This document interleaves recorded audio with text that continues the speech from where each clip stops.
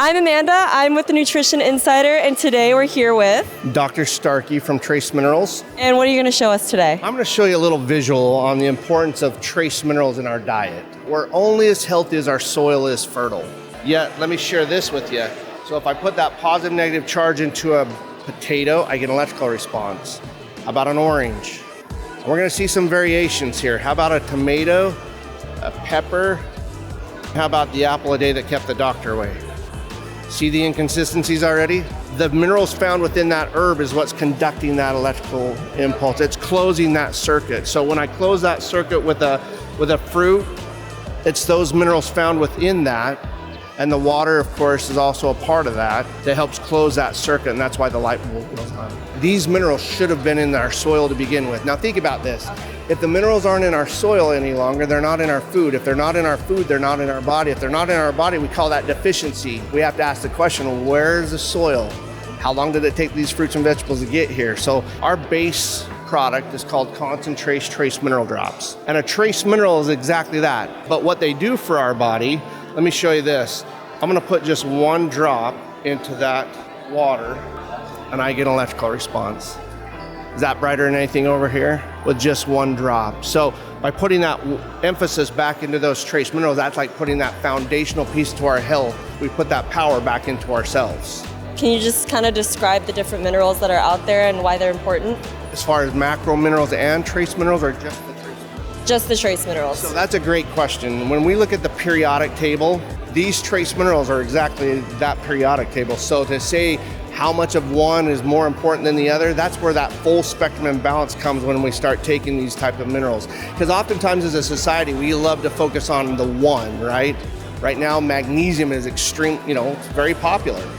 Well, you show me in nature where you can eat a seed, a nut, a grain, a fruit, or a vegetable, or a piece of protein that just has one element, which it doesn't.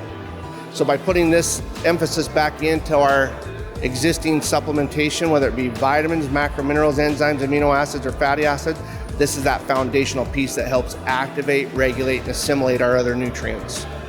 Interesting. So how do you suggest someone consumes this? Like putting it in their water? Is there certain times a day that someone should ingest Great trace question. minerals? We should be getting it in our water, but were we designed to live on bottled, filtered, distilled RO water?